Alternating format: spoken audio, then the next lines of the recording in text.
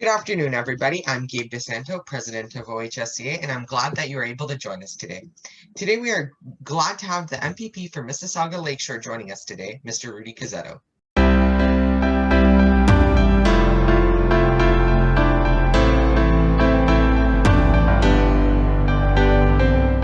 Rudy is a lifelong resident of Mississauga Lakeshore, his family having lived there for 4 generations back. He worked at the Ford Motor Company for 31 years and understands the importance of Ontario's manufacturing sector. He is a family man and enjoys being involved in his community. He serves on a number of committees in legislature and is currently the Parliamentary Assistant to the President of the Treasury Board. Welcome, Rudy, to the show. Thank you, Gabe, for having me here today. What an honor to be here to speak to you about what we're doing in government and the future of our province after COVID-19. It's really good to have you today. We love to get MPPs, our great Ontario PC MPPs, our great Conservative Party of Canada MPs, and many candidates joining us today on the show. And it's great to have you joining us today, a member of a great government that is dealing very well with COVID-19 and to talk about your past experiences in government and what you'd like to see going forward. So I always like to start off the interview with a quick question and answer session. It's the longest segment of our show. And all these questions are asked by our high school members. Our group is a group of high school students across Ontario and across Canada, and these are all asked by them. So question 1 is, since being elected in 2018, what has been your favorite experience so far?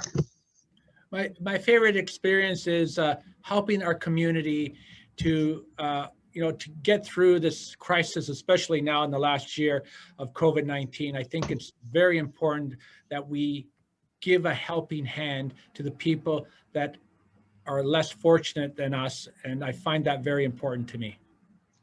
That's a great response, because as we go forward, we need to remember that our MPs, our MPPs, they're there with us. They're our representatives in our community, and they're the ones that will go to Parliament and represent our needs. And, during the past year, during COVID, I can't believe it's already been almost a year now since we went into lockdown and since this has changed our lives so much. But it's great to know that we have great representatives like you and like all the other people that we're interviewing on our show coming forward and stepping up, really. And so our second question is, what would you like to see your Ontario PC government do more in response to mental health crises in this difficult time? We already know that the great Michael Thibodeau, he's working on it. He's working extremely hard. We're seeing this.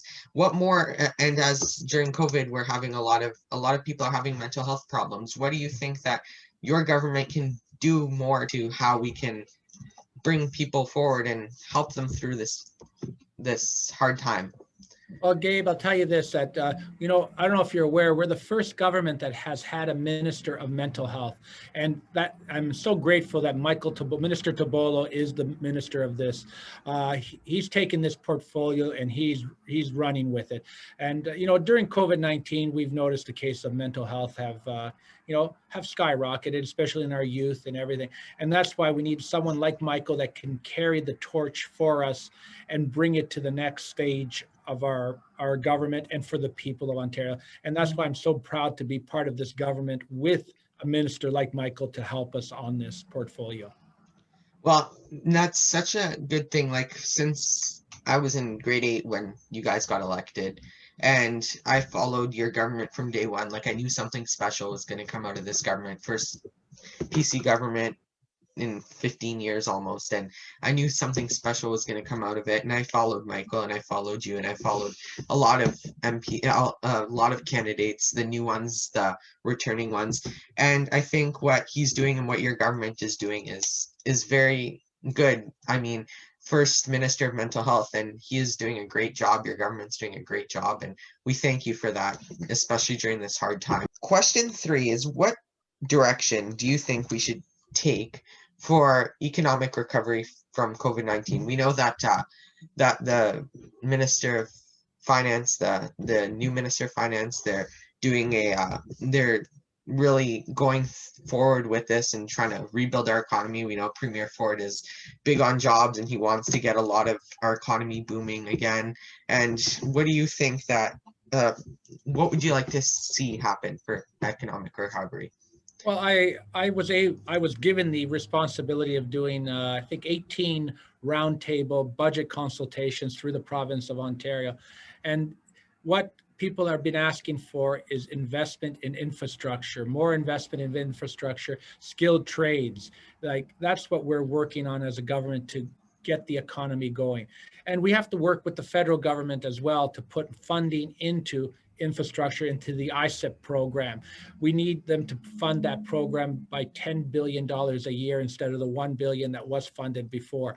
So, you know, this is what we have to do. We have to work between governments to get this funding so we can get these projects underway, so we have jobs and create the economy that we need to be back to where we were, the economic engine of Canada, Ontario. Yes, I mean, Ontario, we are a special province, biggest province in terms of residents, and we have a lot of jobs. Like you said, we're the economic powerhouse of Canada, and a lot of jobs are in Canada, a lot of manufacturing, and a lot of, like you have had your experiences working with Ford, Ford Motor Company, working in the past in our manufacturing sectors in the skilled trades. It's very important. And I think what your government is doing, investing in the skilled trades and showing people that it's okay to be in the skilled trades and that they're important, they're very important, is a great direction going forward post-COVID. We need to bring more jobs, and I think what your government is doing right now is starting to get it rolling again. And it may be hard now during COVID. It's very hard with lockdowns and going into lockdowns and starting to come out, but there's a light in the future. It's coming. There, like you said, there is a light at the end of the tunnel, but the issue right now is getting that vaccine into the country, right? You know, once we get the vaccine here, we'll start giving it out in the province of Ontario, and we'll get our economy going.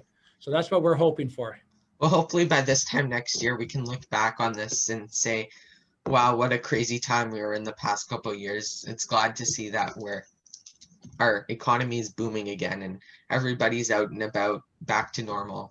Hopefully it'll take a long time, but it will happen, and I'm sure it will. And it's the great people in our province. I know I was watching the news conference a couple of weeks ago when Premier Ford was talking about the great people in Ontario, and completely agree with him. We have such great people here in Ontario, and I think that we can get it going again, get the economy going, and I'm sure it'll happen. I agree with you, Gabe, and I love what Premier Ford always says. It's not us, it's not our government. It's you, the people of Ontario, that make Ontario so great. Fourth and final question is, what do you think can be done to ensure Ontario PC majority next election? We know that it's coming soon next year, in a year's time. What do you think we can do? Well, what I say and what I look at, I like working with your community, showing that you care about your community, being out there day in and day out. And if you follow me, Gabe, you see I'm out there all the time in my community, helping them. Like for me, it doesn't matter what I have to do to help the people. And for me, it's always about the people of my community. And that's why I got into politics. You know, I looked at it that, you know, I grew up in this community of Port Credit, Mississauga, Lakeshore. My family goes back 4 generations down here. And I wanted to give back to the community that gave so much to my family, that were first generation immigrants from Italy. And I said to myself, I have to give back to this great province, this great, you know, community of Mississauga Lakeshore, and I will do whatever it takes to help and rebuild this province, this community back to where it used to be, the economic engine of Ontario. Well, that's a great thing to remember going forward, because our province is built on all the great people that came to Ontario for one reason or another, such as the Italian community, such as yourself. And there's a great Italian presence in Toronto and Ottawa. There's a big presence, and across Ontario there's a big presence, and they came here. And a couple of weeks back we were talking with Julius Tinks, and CPC nominee for York Centre, and Jermaine Chambers, CPC nominee for Brampton West, and Melissa Lanceman last week, she was talking about the family that came here, I believe. And all these people, our country, our province is built up of so many people that come from different backgrounds, but eventually settled in Ontario and moved here to make a better life for themselves, or to see what type of economic powerhouse we were. And we can go back to that. It is completely possible. It's going to happen. We can go back to that and make Ontario a great jurisdiction once more. It always is. It always will be.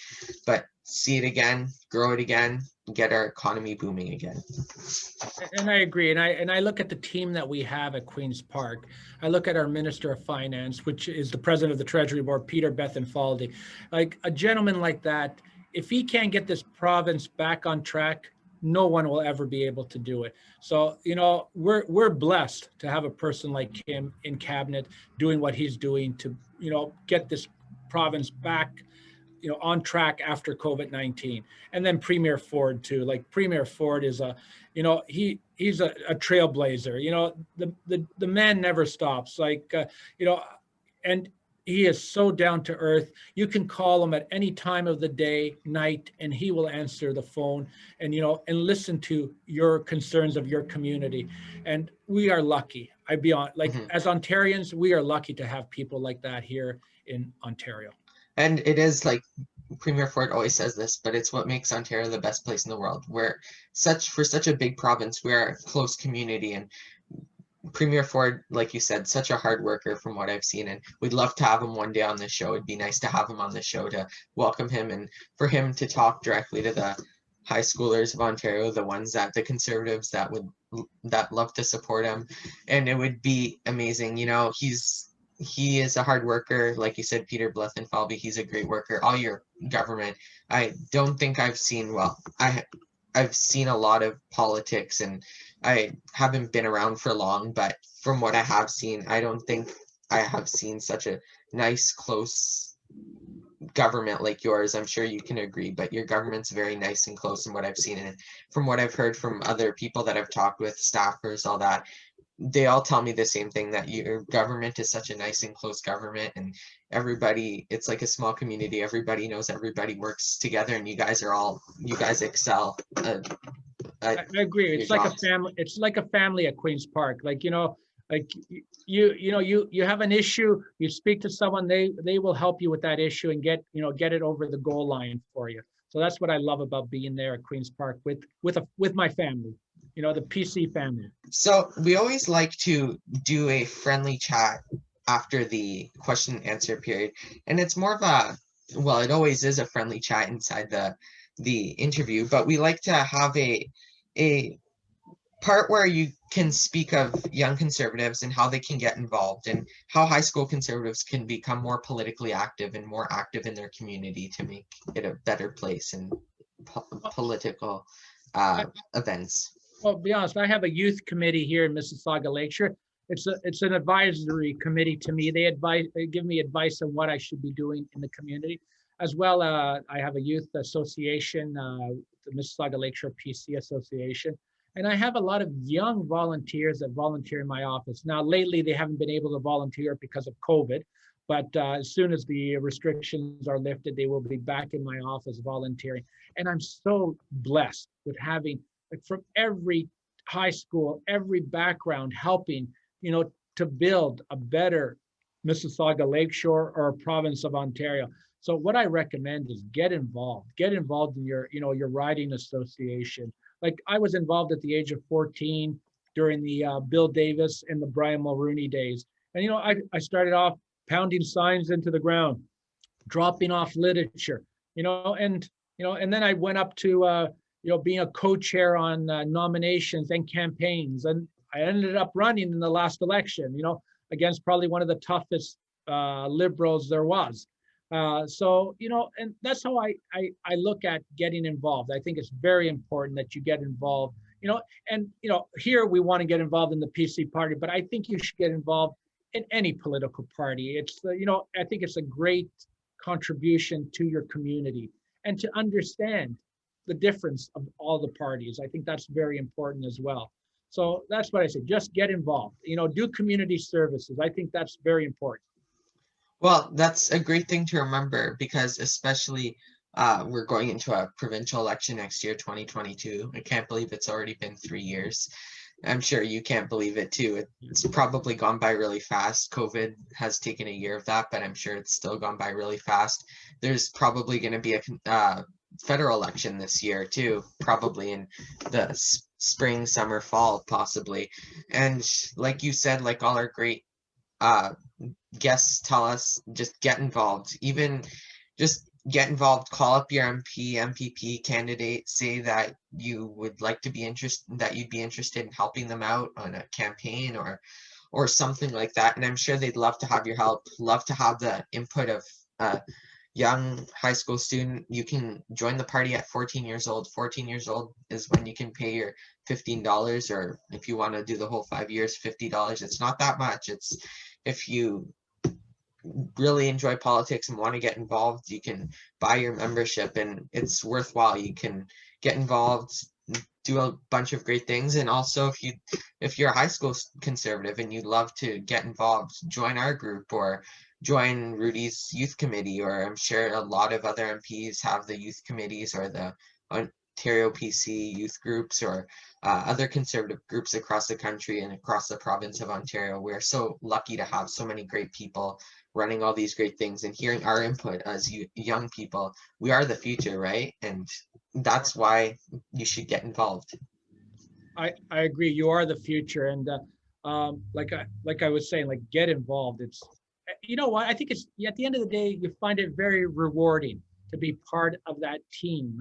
And you learn a lot, and it's great for your future too. You understand what really goes on out there. And like I said, I've been blessed, and I've had young ladies in here doing phone calling for me, and and they weren't really politically involved until they got into the office, and then they started enjoying it, and they wanted to continue coming back. And that's what that makes me happy, that I see them there. They're accelerating in what they really believe in at the end of the day. So it's a great thing. Yeah, it's amazing. We have so many great resources, and just as long as you can get involved, you may not think of it as something you'd want to do, but as soon as you get involved, you may really enjoy it. Or like you said before, Rudy, just get involved. Doesn't matter the party. You may be a New Democrat, or you may be a Liberal or a Green Party member, whoever. Just get involved in your community, get involved in your party. I mean, we can have a lot of great voices, and like I said, tomorrow, like, we're the voices of tomorrow, right? And as long as we start getting involved now, we can remember the issues that we have now. So when we become the leaders, we can think back to the issues we had so that we can fix them for the people that become our age at that point. Correct. And like I said, that's very important. Like I keep saying, get involved, because like I got involved at the age of 14, and look at me now. I'm the MPP for Mississauga Lakeshore, right? My son is involved. Both my sons are involved in politics as well. Tons of young friends are involved, and I think they're watching how they're part of the future, to shape the future. When I did my budget consultations, I'm probably the only one that did consultations with a group of high school children, right? Because I wanted to hear their feedback, and university students. And the funny thing is, even their consultations and the consultations I had with the BIAs and the businesses and the seniors group, they all ended up at the same place, all wanting the same wants for the province of Ontario. So it's very amazing when you learn, like, you listen to them and learn what they want, and you say, wow, they're there. They know what they want, what has to be done to make this a better province. Yeah, I mean, like you said, totally. I mean, we know what we want, we know what a lot of people want, and as long as we get involved, that's how we can help our future shape. Correct. So we really thank you, Rudy, for joining us today. We had a great discussion. We hope that our members that are our followers, our subscribers will enjoy this interview. We thank you for joining us today, and we really wish you well in your future, whatever happens in the future, in your future campaigns next year. We'd love to speak with you again one day, and maybe next year at one point when the election comes out, maybe we'll have a new series or continue this series or something else. We'd love to have you back. It was a great discussion. And that is it. We thank you for joining us today on this interview. You can look forward to more videos and interviews coming soon. And make sure to follow our Instagram and Twitter accounts at Ontario HSCon so you always stay updated. Make sure to look at our website at ontariohsconservatives.org. That is all of our projects are there. You can see everything we're doing, articles, news, everything that our group is doing. There's links there. It's your one-stop shop for everything. Make sure to like this video, subscribe to our channel, and click the notification bell so you never miss a video. Thank you for joining us today, Rudy, and thank you all our followers for joining us today. And thank you, Gabe, for giving me this opportunity to speak to you today. Take care and have a great day. Thank you.